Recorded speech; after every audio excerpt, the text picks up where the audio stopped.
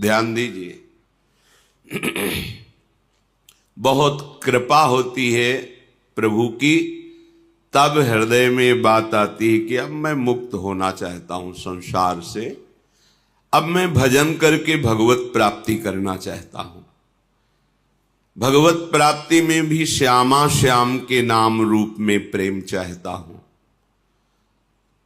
ये जिन्होंने कृपा करके आपके हृदय में बात दी, वही महापुरुषों का संग करा देते हैं। वो अपने बस की बात नहीं है। जब अतिशय कृपा प्रभु की होती है, तब भगवत प्रेमी महात्माओं का संग मिलता है। सत्संगति दुर्लभ संसारा, संतों की संगति संसार में दुर्लभ है। स्त्री पुत्र धन संपत्ति सांसारिक प्रतिष्ठा पद, इनको दुर्लभ नहीं कहा। सुत दारा धन लक्ष्मी, ये तो पापियों के घर होए। संत समागम हरि कथा, तुलसी दुर्लभ दोए। संतों की सभा में बैठकर भगवत चर्चा हरि चर्चा सुनना, ये दुर्लभ बात है। सत्संगति दुर्लभ संसारा, महत् सत्संग बड़ा दुर्लभ है। जो प्रभु के चरणों के सिवा अन्य कोई चिंतन नहीं, अन्य कोई चाह नहीं, अन्य कोई वार्ता नहीं, अन्य कोई संबंध नहीं, उसे महत्पुरुष कहते हैं। एकाकार वृत्ति अपने इष्ट में, सा महात्मा सुदुर्लभा। ऐसे भगवत प्रेमी महात्माओं का संग मिल गया तो कह रहे हैं, श्रुतो, सुनो, ध्यान देकर सुनो, मनन करो और उसको अपने हृदय में उतारो। हृदय में मन बुद्धि चित्त अहंकार को जैसी आज्ञा हो रही वैसे ही चलाओ। मन बुद्धि चित्त अहंकार के अनुसार मत चलो। क्यों? विदन्नपि स्वार्थ विधाति सर्वम हा धिंग ना वृंदावनाश्रयामि। तुम वृंदावन में आए हो, प्रिया प्रीतम का कृपा प्रसाद मिला है, संतों का संग मिला है, तो जो सुन रहे हो उसे बहुत कीमती बात मानकर सुनो। इससे कीमती कोई बात नहीं है। पर हम क्या करते हैं, उस बात को मानते नहीं हैं। तो सुन भर लिया और सुना दिया, माना नहीं, तो पर्यो प्रवाह काल के कदापि छूटी है नहीं। काल प्रवाह से केवल सुनो और सुना लेने से नहीं, उसका मनन करके आचरण में उतारने से होता है। तो तुम जो मनन नहीं करते, आचरण में नहीं उतारते, वो स्वार्थ विध्वंसी भगवत कार्य बिगाड़ने वाले आचरण आपसे छूटते नहीं हैं। इसीलिए करे हा धिंग, हाय इतना बढ़िया अवसर फिर भी अपने को नहीं बना पाए तो धिक्कार है। धिंग, धिक्कार है तुम्हें। प्रभु ने तो इतनी सुंदर कृपा कर दी, मनुष्य शरीर दिया, वृंदावन का परिचय मिला, संत समागम मिला, नाम सुनने को मिला, फिर भी तुम अपने आचरण नहीं बदल रहे, अपना स्वभाव नहीं बदल रहे, अपनी चाहत नहीं समझ रहे कि तुम्हारी चाहत क्या है। तुम्हारी चाहत अल्प सुख नहीं है, महान सुख है। महान सुख वही है जो ब्रह्मा के द्वारा रचा हुआ नहीं, जिसे चिदानंद सुख भगवदानंद कहते हैं। उस सुख की तुम्हारी चाह है, पर खोज दुखालय के भोगों में है। तुम चिदानंद मार्ग जानते ही नहीं हैं, इसीलिए उधर भटकते चले जा रहे हैं। तो यदि हमें सत्संग सुनने को मिला फिर भी सुधार नहीं हो रहा, तो धिक्कार है हमारे जीवन को। हा धिंग, क्योंकि तुम आश्रय नहीं ग्रहण कर रहे हो। आश्रय ग्रहण किए होते तो तुम वचन का तिरस्कार नहीं कर सकते, आज्ञा उल्लंघन नहीं कर सकते। नाटक करने वाला आज्ञा का पालन नहीं कर सकता, और जिसने हृदय से स्वीकार कर लिया इष्ट भाव, गुरु भाव, परमार्थ भाव, भगवत भाव, वो कभी स्वप्न में भी आज्ञा का उल्लंघन नहीं करेगा। आज्ञा समन सुसाहब सेवा, ये जो बाहरी बातें हैं इन पर ध्यान न दीजिए। जिससे तुम्हारा काम बनना है वो तो तुम बिगाड़ने वाला काम कर रहे हो। कह रहे स्वार्थ विधाति सर्वम, जो तुम्हारा सर्वनाश कर दे वो कार्य तुम बड़ी खुशी से कर रहे हो, और जो तुम्हारा सर्व मंगल कर दे वो बातें सुन के मनन करके आचरण में नहीं उतार रहे, तो हाय धिक्कार है तुम्हें जो तुम धाम नाम रूप लीला का आश्रय नहीं ले रहे हो। ये तो हुई प्रेम की बात। अब कह रहे हैं यदि तुम्हें प्रेम नहीं चाहिए तो इतना तो समझ लो कि तुम्हारा कल्याण हो जाए। प्रेम और कल्याण में अंतर है। तुम्हें ये दुख न भोगना पड़े, तुम्हें विपत्ति न भोगना पड़े। अगर दुख विपत्ति आए भी तो तुम हृदय में इतने बलवान हो जाओ कि हंसते हुए उसको पार कर जाओ। तो क्या करें? बोले सकृदपि यदि दृष्टा हंत वृंदाटवी त्वं, सकृदपि यदि राधा कृष्ण नामाभ्यधाई, सकृदपि यदि भक्त्या सन्नतस्त्वत् प्रपन्नो, ध्रुवमः तदा मां नोपोक्षतासि। हे भाई मेरी बात मान लो, यदि तुम एक बार वृंदावन आ गए हो, सकृदपि माने होता एक बार, यदि दृष्टा वृंदावन में आके दर्शन किए, एक बार वृंदावन में आकर के दर्शन कर गए, और सकृदपि यदि राधा कृष्ण नामाभ्यधाई, जो एक बार वृंदावन आए तो यहां खूब उच्च स्वर स्तंभद सर्वदैव, ऊंचे स्वर से राधा राधा कृष्ण कृष्ण राधा वल्लभ श्री हरिवंश ऐसा नाम उच्चारण किया।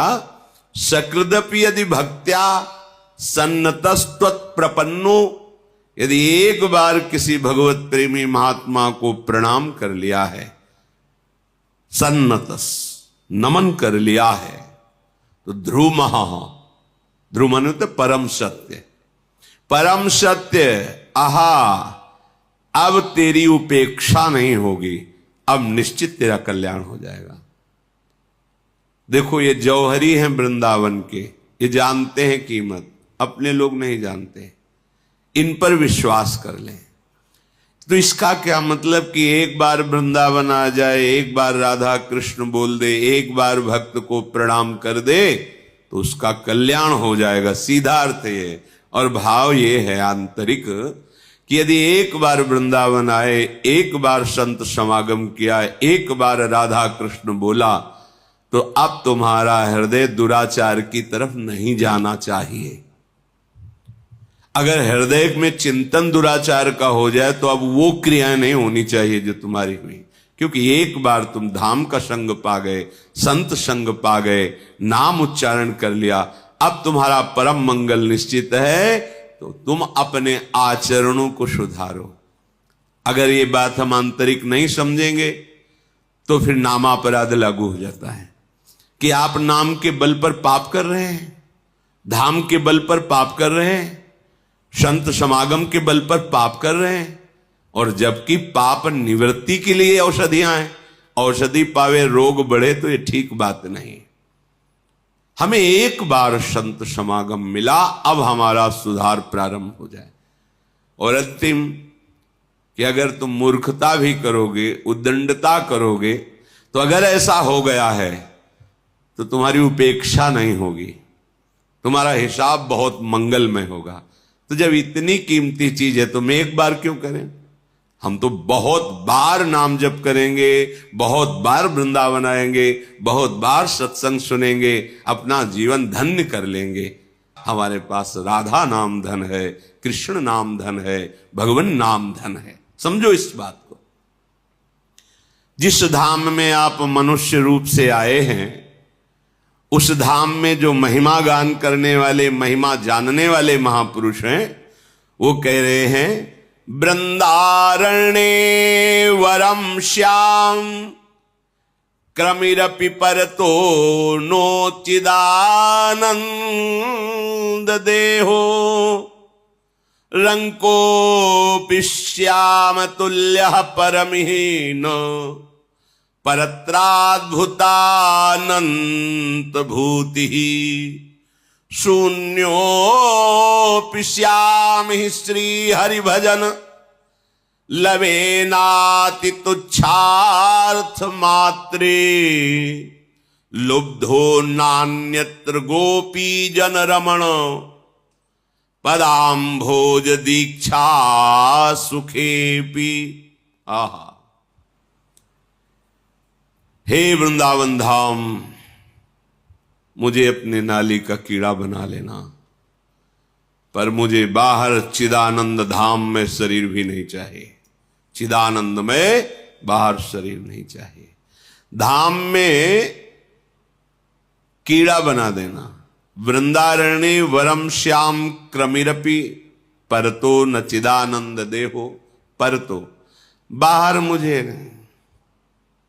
रे मन वृंदा विपिन निहार, विपिन राज सीमा के बाहर हरिहूं को न निहार। रे मन वृंदा विपिन निहार, यद्यपि मिले कोटि चिंतामणि तौ न हाथ पसार। जय श्री भट्ट धूली धूसर तन, ये आशा उर्धार। धूली धूसर तन, ये आशा उर्धार। रे मन वृंदा विपिन निहार। ऐ मन, तू केवल वृंदावन को देख। यदि वृंदावन के बाहर हरि भी खड़े हो तो आंख उठा के मत देख। बड़ा रहस्य है। अत्यंत प्रेम वपु श्री लालजू महाराज राधा आराधन तत्पर, ये केवल वृंदावन में ही देखने को मिलेंगे। बाहर वैभव संपन्न भगवान श्री हरि है और यहां रसघन मोहन मूर्ति है। महाप्रेम स्वरूप श्री लालजू का जो वृंदावन में स्वरूप विराजमान है, जो प्रियाजू लालजू गलवहियां दे करके नवीन नवीन कुंजों में नवरस केली करते हुए विहरण कर रहे हैं।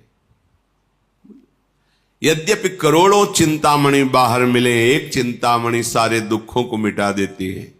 करोड़ों चिंतामणि मिले तो भी, करोड़ों रत्न मिले तो भी बाहर की तरफ वृत्ति मत ले जाओ। श्री धाम वृंदावन का आश्रय बड़ा महामहिम धाम है। आशा करो कि तुम्हारा अंतिम समय इसी धूल में धूसरित होते हुए जाए। हमारे प्राण निकल रहे हो वृंदावन में। अंदर की बात कहते हैं। यहां जब कोई शरीर छोड़ता है तो वृंदा सखी यहां की अधिष्ठात्री देवी हैं, सहचरी हैं। तत्काल सहचरियां आती हैं और उसको प्यारी जू का नाम जिस समय वो स्मरण करने की योग्यता खो देता है, धामवासी को तत्काल राधा नाम सुनाया जाता है और श्री जी की कृपा से, श्री जी के नाम प्रभाव से वो अद्भुत सुख को प्राप्त करता है। ये यहां की बात कह रहे हैं। धाम की महिमा वर्णन है। ये मनगढ़ंत नहीं है। काशी में शास्त्रों में भी लिखा है, वर्णन भी सब कोई जानता है। मच्छर भी मरता है तो भगवान शिव मोक्ष प्रदान करते हैं। और जहां की रज के लिए भगवान शंकर भी मस्तक पर धारण करके यही निरंतर वास करने की आकांक्षा करते हैं। ये वो धाम है जो रज शिव शनकादिक याचत, और ये वो महारस है यन नारदाजे सुकैरगम्यम वृंदावने वंजुल मंजु कुंजे तत्कृष्ण चेतो हरणैक विज्ञ मत्रास्त किंचित परमम रहस्यम। जब श्री जी करुणा करके बताती हैं तो उनकी बात में फिर सब वेदान्नपि संन्यस्ति, वेदान्नपि संन्यस्ति माने त्याग, अब सब त्याग। जब मालिक यहां स्फुरण करके बता देते फिर किसी के प्रमाण की जरूरत नहीं होती। और वो ऐसे नहीं बताते हैं कि स्फुरित हुआ बस हो गया, वो दिखाते हैं ये देखो ऐसा हुआ ऐसा हुआ। अब मान जाओ तो तुम्हारी बात बन जाएगी, और ना मानो तो हमारी बात तो बनी है ही है। तुम्हारे मानने न मानने से हमारी बात में थोड़ी कोई बात, क्योंकि हमारी केवल बात ही नहीं है, ये बात की बात है। भगवत रसिक, रसिक की बातें रसिक बिना को समझ सके ना। तभी श्रीपाद कह रहे हैं वृंदारण्य वरम श्याम क्रमिरपि, आहा मुझे यहां के नाली का कीड़ा बना दिया जाए, बाहर मुझे चिदानंद देह दे करके भी नहीं, क्योंकि यहां के नाली के कीड़े को भी वो पद मिलेगा जो बाहर के चिदानंद देहधारी को भी नहीं मिलेगा। विश्वास करो, ये धाम अलौकिक है। जैसे जैसे आप ये सब जो कुछ आप देख रहे हो सब नहीं है, न यहां स्त्री है, न पुरुष है, न जड़ है, न चैतन्य है, न गुण है, न अवगुण है, न माया है, न काल है। ये प्रेम धाम है। ये जब अपना प्रकाश करता है आप बताना भी चाहो तो बता ही नहीं पाओगे। अनिर्वचनीयम प्रेम स्वरूपम, बस हृदय जानेगा। बहुत बहुत संकेत हो सकता है, हौ लोगमति नहीं लहो प्रमाणा, जानत श्री हरिवंश सुजाना। ये केवल प्रिया प्रीतम की सखियां यही जान, वही कुछ वर्णन करते हैं तो अपने को भाव द्वारा ग्रहण करने का रास्ता मिल जाता है। नहीं तो अलौकिक, अचिंत्य, अचिंत्य तुम्हारे चिंतन में भी आने वाला। प्यारोडुम क्षमते न यच्छु सुखादि नाम तु ध्यानगम, महारस। कह रहे यहां के नाली का कीड़ा बना दीजिए। जब भगवान शिव इतने कृपालु हैं कि उनकी नगरी में कोई शरीर त्यागे तो मोक्ष पदवी देते, तो वो जिनकी कृपा का गान कर रहे हैं, मुनीन्द्र वृंद वंदिते त्रिलोक शोक हारणी, उनकी चरण रज जहां है वहां शरीर छूटेगा तो सखियां के राधा नाम सुना दे, इसमें आश्चर्य क्या है। निश्चित निश्चित जो मोक्ष में भी सुख नहीं वो सुख या शरीर त्यागने से प्राप्त होता है। महामहिम श्रीधाम वृंदावन। श्रीपाद प्रबोधानंद जी ब्रह्म प्राप्त महापुरुष, भगवत प्रेम का जब रसास्वादन हुआ धाम की कृपा से, तो क्या याचना कर रहे हैं कि अगर मुझे अगला जन्म मिले तो मुझे भले वृंदावन का नाली का कीड़ा बना देना, पर अन्य कहीं किसी लोकांतर में देह चिदानंद देकर मत भेजना। मुझे यही वृंदावन का बड़ा अद्भुत धाम है, बड़ा चमत्कारिक धाम है। रंकोपि श्याम तुल्य परमहीन परत्राद्भुतानंत भूति। यदि वृंदावन में तुम्हें दरिद्रता पूर्वक रहने को मिला है तो तुम्हारे समान बाहर की जो ब्रह्मादि की विभूतियां हैं वो भी बराबरी नहीं कर सकते। यहां की एक छोटी सी झोपड़ी और आप वास करके श्यामा श्याम का आराधन उपासन कर रहे हैं, ये ब्रह्मलोकवासियों को भी सौभाग्य नहीं प्राप्त है जो आपको प्राप्त है। न परत्राद भूतानंत भूति ही, बाहर चाहे जैसी विभूति ऐश्वर्य वैभव, यहां भले दरिद्रता से वास कर रहे हैं पर आपको जो वस्तु प्राप्त होगी उसकी बराबरी परमेष्टि पद में भी नहीं। परमेष्टि पद त्रिभुवन का सबसे बड़ा पद है। ये छोटे छोटे गांव के प्रधान, फिर ऐसे एमएलए, सांसद, मंत्री, मुख्यमंत्री, प्रधानमंत्री, राष्ट्रपति, देवराजेंद्र, फिर प्रजापति, फिर परमेष्टि, सबसे बड़ा पद परमेष्ठी पद, ब्रह्मा का ब्रह्मादिक के भोग सब भी